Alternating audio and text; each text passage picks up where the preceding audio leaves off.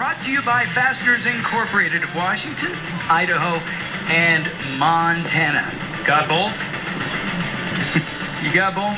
Well, if I don't, I know where to go. I go to Fasteners, that's for sure. That's great to see more. And you know what? One of the things I noticed coming out here again this year, and what we've seen for the 2013 season, is just great sponsorship support that is even increasing all the time. Vintage Amateurs. Willie Harden on the 86. He took the first race in heat number 1. Dave O'Neill on the 27. With the 16 of Eric Swanson coming in on the outside. That's 1, 2, and 3. Then you got Paul Coffey on the 34. Looks like Scott Cunningham on the number 3. And Ken Nelson on the 45. Fun to watch these vintage bikes, Trip. A lot of work goes into these things to keep them running right. And these guys have been riding these bikes for a long, long time, and just kind of a labor of love for these guys to get their old bike out here and race. Yeah, look at Dave O'Neill down on the inside. He's hugging that inside corner. Meanwhile, Willie Harden, he's on the 86. Good race there, but they're trying to sneak a wheel inside is O'Neill on Harden, and a good job of these guys. There's some old veteran riders they've been around the track a little bit. No front brakes? Nope. Yeah, that's right. They're going to be just brakeless up front, and you get a little bit of brake in the back, and mostly just going to be a lot of throttle control. And a great race there, and a good job by O'Neill to get on the inside and take away that number 1 spot. You can see the sun setting in the background, Eddie. That's got to be a goggle concern. Yeah, you're coming down, as you're coming into the sun, then you're going out of it, and it's coming behind you, and then you got lights that have come on, and the track is kind of in this dusk standpoint. It's not the easiest to get around right now. Yeah, do you select a clear goggle, or do you go with the tinted goggles right now? Yeah, that is a good. I would go clear, and it looks like the dark ones can start to mess with you even more. It gets too dark too quick, and so there's when I'd rather squint a little bit than not be able to see. Dave O'Neill on the 27 out in front now. The 86 of Willie Harden drops back.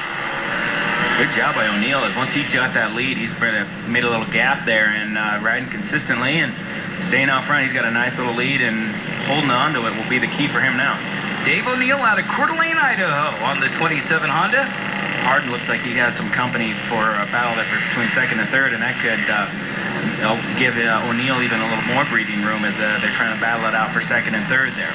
And a rider down, and looks like we've got a rider down. It looks like we've got another rider down. Another rider down over the top, and that's right off over the TT I believe section. They will red flag this race. Yeah, that's a rough. Slow our riders down. Rough accident there as the rider went down off the TT section, and then another rider came up over the top of that and landed on the bike. Willie Harden down first, and it looks like we've got could be trying to see the number on that other bike. That was nasty there. That's tough because and you've seen, if you've been watching the broadcast tonight. Scott Cunnington. Yeah, I think you're right. Scott Cunnington, the number 3. It looks like. Yeah, that is a real tough spot there from time to time because you can see as the bikes come over, it can really be a rough section as they can start to swap a little bit there. You go up over the top of the tabletop section there, and the back end starts to come around, and when you land, you can kind of high side the bike if you're not careful and you don't keep it straight. I mean, earlier we saw even Cody Kopp kind of do that, and he saved it and was able to continue going forward, but it's a lot different on a bigger, old, heavy, vintage bike like this. Once that thing bounces sideways on you, it'll pitch you off like you're on the back of a fucking Bronco. Right. And unfortunately, in this situation, the riders behind them, it happens so quickly. By the time they're coming up over that tabletop, they don't even know a bike's down there and land right on the top of the bike, and you've got another accident that happens because of one rider going down. It causes the second. Well, we've got Willie Harden down as well as Scott Cunnington. We've got an injury timeout out on the track, and we're going to take a break here for just a few moments. Don't go away. We will return with more racing coverage here live tonight from Spokane Speedway right here on SWX right after these words.